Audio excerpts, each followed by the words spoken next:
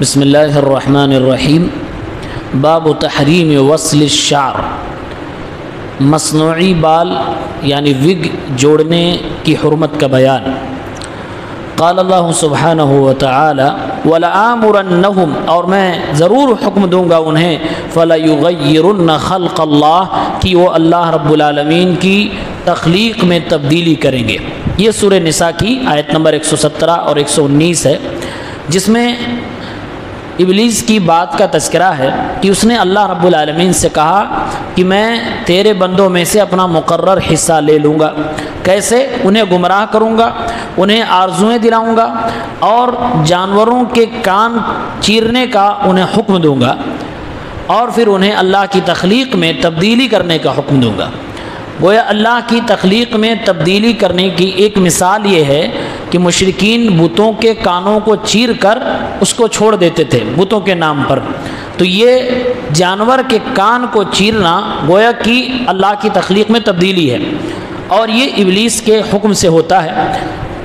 قرآن کی سائد سے صاف بات معلوم ہوئی کہ اللہ رب العالمین کی پیدا کردہ صورتوں میں تبدیلیاں کرنا حرام ہے، یہ ایک شیطانی کام ہے اور شیطان کو خوش کرنے والی بات ہے۔ اب اس پس منظر میں دو حدیثیں دیکھیں۔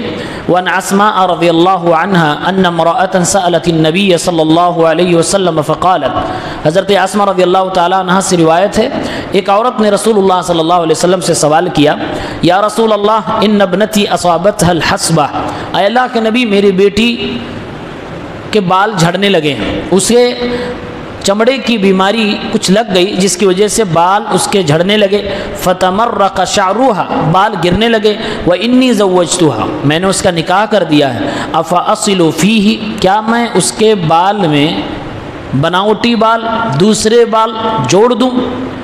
فقال رسول اللہ صلی اللہ علیہ وسلم لعن اللہ الواصلۃ والموصولۃ، متفق علیہ۔ اللہ رب العالمین نے لعنت فرمائی ہے ایکسٹرا بال وگ لگانے والی عورت پر، یعنی جو کسی کے سر میں لگاتی ہے، والموصولہ، اور جس کے سر سے وہ بال نکالا جاتا ہے دوسرے کے لگانے کے لیے، دونوں پر لعنت فرمائی ہے۔ وفی روایہ، اور ایک دوسری روایت میں ہے الواصلۃ والمستوصلہ، اس پر بھی لعنت ہے جو دوسروں سے کہتی ہے کہ میرے بال میں وگ لگا دو۔ گویا کہ اس حدیث پاک کے اندر تین طرح کی عورتوں پر لعنت بھیجی گئی۔ نمبر ایک، وہ عورت جو وگ لگانے کا کام کرتی ہے۔ نمبر دو، جس کے سر میں بالوں میں وگ لگایا جا رہا ہے۔ نمبر تین، وہ بال جس عورت کے سر سے لیا گیا ہے۔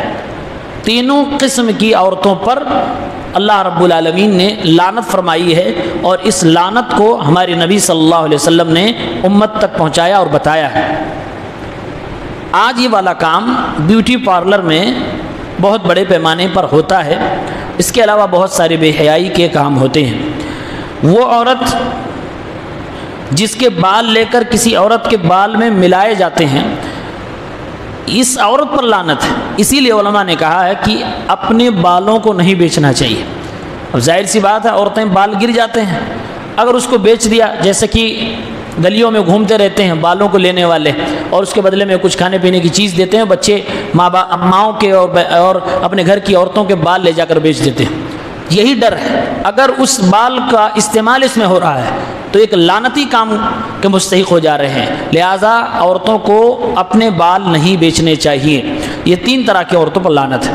وعن حمید بن عبد الرحمن انہ سمع معاویہ رضی اللہ عنہ عام حج علی المنبر، حمید بن عبد الرحمن کہتے ہیں کہ انہوں نے حج کے سال میں حضرت معاویہ رضی اللہ عنہ کو منبر پہ فرماتے ہوئے سنا، وتناول قصۃ من شعر كانت في يد حرسی، حضرت معاویہ رضی اللہ عنہ کے ہاتھ میں بال کا ایک گچھا تھا۔ وہ بال کا گچھا ان کا کوئی باڈی گارڈ جو ہوتا ہے، نگراں ہوتا ہے، اس کے ہاتھ میں تھا، اس سے انہوں نے لیا، اور آپ حضرت معاویہ رضی اللہ تعالیٰ عنہ اس جلسے میں، یعنی جو خطبہ ہوتا ہے حج کے دوران، اس خطبے میں آپ نے خطاب فرمایا اور کہا، فقال یا اہل المدینہ، اے مدینہ کے لوگو، این علماؤکم، تمہارے علماء کہاں چلے گئے؟ یعنی جو تمہیں برائیوں سے روکنے کا کام کیا کرتے تھے وہ علماء کہاں چلے گئے؟ سمعت النبی صلی اللہ علیہ وسلم ینہا عن مثل هذه، میں نے تو رسول اللہ صلی اللہ علیہ وسلم کو اس قسم کے کام سے منع کرتے ہوئے سنا ہے. ویقول انما ہلکت بنو اسرائیل حین اتخذ هذه نساؤهم متفق علیہ. آپ فرمایا کرتے تھے کہ بنو اسرائیل اس وقت ہلاک و برباد ہوئے جب ان کی قوم کی عورتوں نے اس طرح کے کام کیے. یہ حدیث بھی متفق علیہ یعنی بخاری و مسلم کی ہے، بلکہ امام مسلم رحمہ اللہ کی کتاب صحیح مسلم میں اس حدیث پہ باب باندھا گیا ہے، باب تحریم فعل الواصلۃ والمستوصلہ، وگ لگانے والے کام پر حرمت کے فتوے کا بیان. اس حدیث پاک میں بھی جس میں حضرت معاویہ رضی اللہ تعالیٰ عنہ نے حج کے خطبے میں اس مسئلے کو اٹھایا، اس سے اندازہ ہو سکتا ہے کہ یہ مسئلہ حج کے خطبے میں حج کے منبر سے اگر خطیب حج بیان کر رہا ہے تو یہ امت مسلمہ کا مسئلہ ہے. اس سے عورتوں کے اندر بے حیائی بڑھتی ہے، عورتوں کو بے حیائی کی طرف جانے سے روکنے کا ایک بڑا ذریعہ ہے. اس لیے حضرت معاویہ رضی اللہ عنہ نے اس مسئلے کو معمولی نہیں سمجھا. اس حدیث سے 2-3 باتیں ہمیں عبرت کی نصیحت کی ملتی ہیں. پہلی بات تو یہ ملتی ہے کہ اگر سماج اور معاشرے کے اندر کوئی برائی ہے تو صاحب سیاست جو ہیں، حکومت کے جو لوگ ہیں، پہلے تو وہ خود روکنے کی کوشش کریں اگر اس کے تعلق سے ان کو نالج ہے، اور اپنے علاقے کے علماء کی توجہ اس برائی کی طرف دلائیں کہ آپ لوگ اس پر کام کیجئے. جیسا کہ حضرت معاویہ رضی اللہ تعالیٰ عنہ خطیب حج ہو کر آپ اہل سیاست میں سے بھی ہیں، علماء میں سے بھی ہیں، صحابی بھی ہیں، تو آپ نے یہ کام خود بھی کیا اور مدینے کے علماء کو توجہ بھی دلائی. نمبر 2، اس حدیث سے یہ بات بھی معلوم ہوئی کہ لوگوں میں پھیلی ہوئی برائیوں کے خلاف آواز اٹھانا چاہیے. اگر جس وقت علماء نے لوگوں میں پھیلی ہوئی برائیوں کے خلاف آواز اٹھانا بند کر دیا، یہ اس قوم اور سماج کی ہلاکت اور بربادی کی وجہ بن سکتی ہے، اللہ رب العالمین کے غصے کو دعوت دینے والی بات بن سکتی ہے. اسی لیے حضرت معاویہ رضی اللہ تعالیٰ عنہ نے این علماؤکم کہہ کر اشارہ دیا. نمبر 3، اس حدیث پاک سے ایک بات یہ بھی معلوم ہوئی کہ بالوں میں وگ لگانا آج کے دور میں مسلمان عورتوں میں اس سے بھی بڑی بڑی بے حیائی اور بے شرمی کی باتیں پائی جاتی ہیں. لیکن سماج اور معاشرے میں یہ برائی اتنی پھیل گئی کہ اب لوگ اس کو برا سمجھنا بھی چھوڑ چکے ہیں. بہت کم لوگ ہیں جو اس کے خلاف بولتے ہیں یا اپنے گھر کی عورتوں کو اس پر آگاہ کرتے ہیں، تنبیہ کرتے ہیں کہ تم یہ نہ کرو، یہ نہ کرو، یہ غلط چیز ہے، اسلام میں یہ چیز منع کیا گیا ہے. خاص طور سے بیوٹی پارلر کے اندر جو کام ہوتا ہے اکثر و بیشتر چیزیں اس میں حرام ہیں. یہ ایک مسئلہ ہے وگ لگانا، اس کے علاوہ گدنا گدوانا، دانتوں کے درمیان شگاف کروانا، اور بھی بہت سارے مسائل ہیں. اور حد تو یہ ہو جاتی ہے کہ بعض بیوٹی پارلر میں یہ سارے کام کرنے والے مرد بھی ہوتے ہیں.